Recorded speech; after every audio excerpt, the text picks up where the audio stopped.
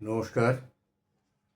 আজকে ভারতীয় শিল্পকলার, ভারতীয় কেন, বিশ্বের শিল্পকলার অন্যতম শ্রেষ্ঠ নিদর্শন অজন্তাকে নিয়ে কিছু কথা বলবো। অন্যতম শ্রেষ্ঠ নিদর্শন, কিন্তু এই নিদর্শন পৃথিবীর কোথাও পাওয়া যাবে না। এক অসাধারণ শিল্পকর্ম। অজন্তা মহারাষ্ট্রের ঔরঙ্গাবাদ জেলায় অবস্থিত। খ্রিস্টপূর্ব 2য় শতাব্দী থেকে 6ষ্ঠ শতাব্দী পর্যন্ত এগুলো আঁকা হয়েছিল। দীর্ঘ সময় ধরে আঁকা হয়েছিল। বোঝাই যায় যে একই শিল্পী বা একটি দলবদ্ধ শিল্পী আঁকেননি। যখন এটা তো আসলে বৌদ্ধ বিহার করা হয়েছিল, যে সমস্ত বৌদ্ধরা শ্রমণেরা এখানে থাকতেন তাদের শিল্প শিক্ষাও নিতে হতো। সবাই তো শিল্পী হয়ে জন্মায় না।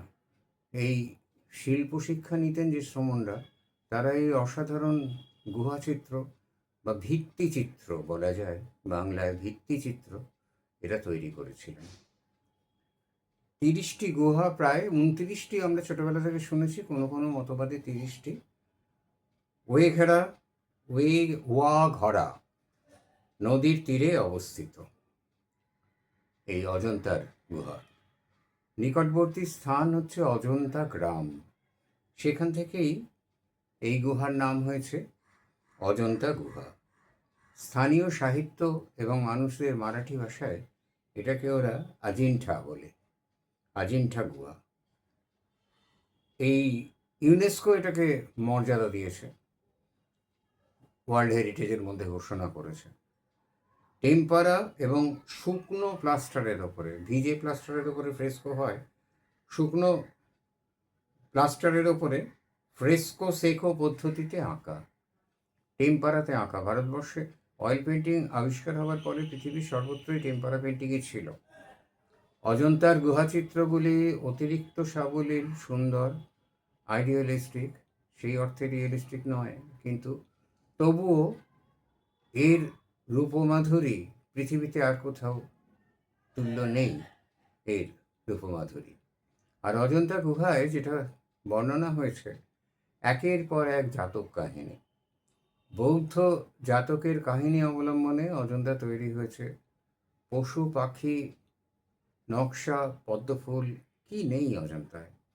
সেই সঙ্গে আছে কিন্নরদের কল্পিত রূপ, গন্ধর্বদের কল্পিত রূপ, এবং কিছু বিদেশ থেকে আসা পর্যটকের টুপি বা চেহারাও ওখানে আদল ওখানে আঁকা হয়েছে। অজন্তা একমাত্র শিল্পকর্ম যেখানে আমাদের কাব্যকলার শৃঙ্গার, হাস্য, বীভৎস, করুণ প্রভৃতি, অদ্ভুত প্রভৃতি 9টি রসের উল্লেখ আছে কাব্যকলায়। শিল্পকলা তো আছে। সেই 9টি রস এই অজন্তার বিভিন্ন গুহায় ছড়িয়ে আছে। অজন্তার এক একটা গুহায় ছড়িয়ে আছে এক একটা রসের ভাণ্ডার।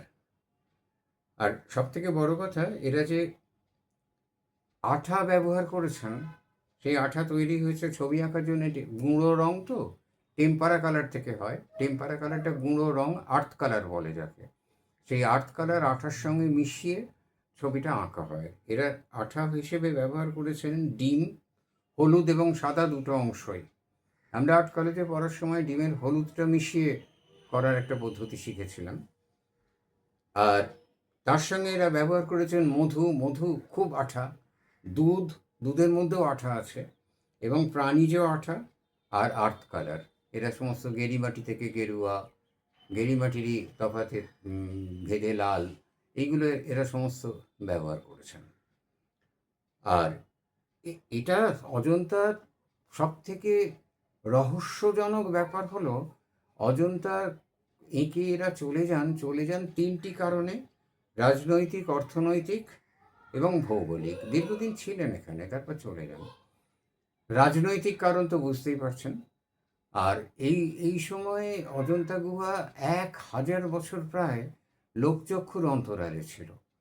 এটা যে কি করে সম্ভব হয়েছিল, এটা একটা অজন্তা মিস্ট্রি বলা হয়, অজন্তার একটা রহস্য। রহস্যময়ী অজন্তা অন্যতম রহস্য। 1000 বছর এটাকে মানুষ চোখের সামনে আসেনি। সে 1000 বছরে এই গুহাগুলো সাধারণভাবে কিছু প্রাকৃতিক কারণে কিছু কিছু নষ্ট হয়েছে। আর টেম্পারায় আঁকা তো কোনো কোনো জায়গা থেকে প্রাকৃতিক কারণে পলেস্তারা ফসে গেছে। পরবর্তীকালে অবশ্য অর্বাচীন শিল্পপ্রেমীদের প্রচণ্ড আক্রমণে বা রাজার আক্রমণে, আমি মুসলমান রাজার আক্রমণের কথা বলিনি, স্থানীয় যে সমস্ত সামন্ত প্রভুরা ছিলেন সেসব তাদের আক্রমণে অজন্তা কিছু কিছু ক্ষতিগ্রস্ত, কিছু কিছু না বেশ কিছু ক্ষতিগ্রস্ত হয়েছে। কোনো গুহায় ছবি এখন প্রায় নেই। আর তার উপরে এই গুহা মন্দিরগুলোতে সুন্দর শিল্পের উপরে নিজের নাম লিখে রাখা, নিজের প্রেমিকের নাম লিখে রাখা, এ তো একটা আমাদের অদ্ভুত ধরনের একটা পরম্পরা, কেন জানি না। তো অজন্তার গুহা প্রথম আবিষ্কার করেন 1819 সালে জন স্মিথ নামে একজন ব্রিটিশ সেনা অফিসার। উনি ওখানে বাঘ শিকারে, ভাবুন অজন্তায় বাঘ ঘুরত, উনি ওখানে বাঘ শিকারের উদ্দেশ্যে যান এবং কোনো কারণে অজন্তা গুহার মধ্যে আশ্রয় নেন এবং সেখানে ওইটা দেখে উনি স্তব্ধ হয়ে যান যে এই জিনিস মানুষের দেখা দরকার। বাইরে নিয়ে আসেন এবং তারপরে এই গুহা মানুষ দেখতে আরম্ভ করে আস্তে আস্তে। কিন্তু পপুলারিটি অন্যান্য ভারতবর্ষে যে সমস্ত দর্শনীয় ঐতিহাসিক বস্তু আছে তাদের মতো হয় না, তবু মানুষ মোটামুটি এটা দেখতে আরম্ভ করে অনেকেই। কিন্তু অজন্তার সেই খ্যাতি, যেটা শিল্প মানে একটা জায়গাতেই এটা সীমাবদ্ধ রইল, উচ্চ মহলে, সাধারণ মানুষের কাছে এলো অনেক পরে।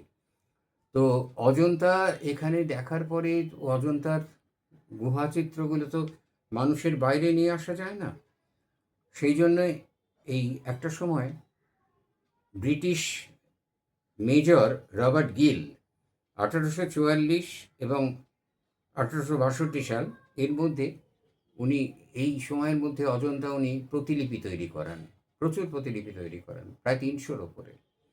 কিন্তু অজন্তার ওপরে শোনা যায়, কথিত আছে, শ্রমণদের অভিসম্পাদ ছিল যে এই গুহার ছবি বাইরে নিয়ে যাওয়া যাবে না। তো গিল তো সেসব শুনবেন কেন, কোনো মানুষ মানবে না অভিশাপের কথা। তিনি এটা নিয়ে যান এবং লন্ডনের ক্রিস্টাল হলে এগুলো রাখেন প্রদর্শনীর জন্য। কিন্তু সেখানে একটা বীভৎস অগ্নিকাণ্ডে ছবিগুলো, এত দিনের পরিশ্রম, একজন শিল্পীর একটা ছবি আঁকতে কী পরিশ্রম হয় সেটা অশিল্পী, মানে যারা শিল্প হাতে কলমে করেন না, শিল্পকে ভালোবাসেন হয়তো, তারা বুঝবেন না। একটা শিল্পীর কাছে তার শিল্প সৃষ্টির যে কী মূল্য, তার সে ছোটো একটা 20-30 কাগজেই আঁকা হোক বা বড় বোর্ডে আঁকা হোক বা যাই হোক, সেটা বোঝার ক্ষমতা মানে সবার থাকে না। তো এই অমানুষিক শিল্পকর্ম, অমানুষিক পরিশ্রমে করা অনৈসর্গিক শিল্প, এই দেবতাদের দেব শিল্পের থেকেও ছাপিয়ে যাবার সেই শিল্পকর্মগুলো নষ্ট হয়ে যায়, সম্পূর্ণ নষ্ট হয়ে যায়। এরপরে দ্বিতীয়বার জন গ্রিফিথ করেন বম্বে আর্ট স্কুলের ছেলেদের নিয়ে, তিনি বম্বে আর্ট স্কুলের সঙ্গে সংশ্লিষ্ট ছিলেন। 1872-1882 এই সময় তিনি করেন। এই ছবিগুলো নিয়ে গিয়ে লন্ডনের সাউথ কেনসিংটন মিউজিয়ামে রাখা হয়, প্রদর্শনী করা হয় বলে। এটিও আগুন লেগেই পুড়ে যায় এবং প্রায় 100-টির ওপরে ছবি পুড়ে যায়। কিছু বাকি ছবি ক্ষতিগ্রস্ত হয়, কিছু ছবি বেঁচে ছিল। জানি না সত্যি সত্যি বৌদ্ধ শ্রমণদের অভিশাপের ফল কিনা। তাও এটা থেমে থাকেনি, মানুষের প্রচেষ্টা তো থেমে থাকে না। লেডি ক্রিস্টিয়ানা হ্যারিংহাম আচার্য নন্দলালকে নিয়ে এবং কয়েকজন সেই সময়কার শান্তিনিকেতনের প্রথিতযশা শিল্পীকে নিয়ে কিছু কিছু ছবি আবার প্রতিলিপি করেন, সেগুলো বিভিন্ন জায়গায় আছে। যদি এই অগ্নিকাণ্ড না হতো তাহলে আমরা কিছু অসাধারণ প্রতিলিপি দেখতে পেতাম। অসাধারণ প্রতিলিপি কেন বলছি, কেননা এই গুহাগুলো এখন আর সবগুলো নেই, ফলে তার থেকে যে শিল্প হারিয়ে গিয়েছে সেইটা আমরা দেখতে পেতাম, সেটা আমরা অনায়াসেই দেখতে পেতাম। কিন্তু সবাই হয়তো ব্রিটিশ মিউজিয়ামে গিয়ে দেখতে পারবেন না, কিন্তু যারা যেতে পারবেন তারা দেখবেন তার প্রতিলিপিও দেখা যেত। কিন্তু এই গুহা শিল্পগুলো, এই ছবিগুলো সব পুড়ে নষ্ট হয়ে গেছে। এইবার আমার শেষ বিষয় অজন্তা সম্বন্ধে। এর আগে ইলোরা নিয়ে করেছি, যে কথাটা বলেছি এক্ষেত্রেও সেটা বলছি যে এই অজন্তা গুহ ধ্বংস কোনো মুসলিম আক্রমণ এতে হয়েছিল বলে শোনা যায় না। তার প্রধান কারণ ১,০০০ পর জনচক্ষুর অন্তরালে ছিল। কারণ হায়দ্রাবাদের নিজামের আতিথ্যে দীর্ঘদিন, আমি ঠিক মনে পড়ছে না, সম্ভবত ১৫ বছর আওরঙ্গজেব এখানে ছিলেন। তিনি জানতে পারলে আর সর্বনাশের মাথায় বাড়ি হতো। যদিও কোনো কোনো ঐতিহাসিক বলেন যে এলোরার কৈলাস মন্দির সম্বন্ধে তিনি খুব উচ্চ প্রশংসা করেছিলেন, মনে হয় না। বিশ্বাস করা শক্ত, তার বাকি কার্যকলাপের সঙ্গে মেলে না। যাই হোক, অজন্তা সেই জন্য ধ্বংসের হাত থেকে বেঁচে যায়। মুসলমান লুটেরারা ধ্বংস করতে পারেনি অজন্তাকে। কিন্তু অজন্তাকে সপ্তম আশ্চর্যের সম্মানও দেওয়া গেল না। কেন দেওয়া গেল না? আমার এলোরার ভিডিওতে আমি বলেছি। সেই সময় দীর্ঘ সময় ধরে 4 জনই যারা শিক্ষামন্ত্রী ছিলেন, তারা 4 জনই মুসলিম ধর্ম সম্প্রদায়ের। এরা যতই উদার হন, হিন্দুকে সমপর্যায়ে দেখেন না। সেই জন্য ভারত থেকে সপ্তম আশ্চর্য তাজমহল নিঃসন্দেহে আশ্চর্য, নিঃসন্দেহে অসাধারণ শিল্প। কিন্তু অজন্তার শিল্পে দাড়ি কমা প্রস্তাব ব্যবহার করা হয়েছে। শিল্প ওখানে একটা রোজনামচার মতো রাখা হয়েছে। অবলোকিতেশ্বরের মূর্তি দিয়ে একটা যেন এক জায়গায় ছেদ হয়েছে, পাশে সিংহদরজাটা ছেদ। অবলোকিতেশ্বরের মূর্তি, তারপরে আপনার গৌতম বুদ্ধের সেই যে বিশাল মূর্তি, আকাশ ছোঁয়া, আর তার তুলনায় গোপা রাহুল ছোট ছোট করে আঁকা হয়েছে। তার অর্থ এই যে বুদ্ধ, স্বয়ং গৌতম বুদ্ধ অনিকেত, তাকে কোনো নিকেতনের মধ্যে ধরা যায় না। এই সিম্বলিক ব্যাপারগুলো ওখানে আছে। আছে ছেদ, আছে শুরু, যদিও এক টানা পেন্টিংগুলো করে যাওয়া হয়েছে। এই অসাধারণ অজন্তা ইউনেস্কো ওয়ার্ল্ড হেরিটেজ ঘোষণা করেছেন, কিন্তু সপ্তম আশ্চর্যে আসেনি। এটা আমার ব্যক্তিগতভাবে, আমার মনে হয় আপনাদেরও, শিল্পী যারা যারা ভালোবাসেন ছবি, শিল্পকর্ম, শিল্পরসিকদের সকলেরই একটা ক্ষোভ থাকবে অজন্তাকে নিয়ে। এই দুঃখটা আমাদের থাকবে। অজন্তা গুহা মুখে বর্ণনা করা যায় না।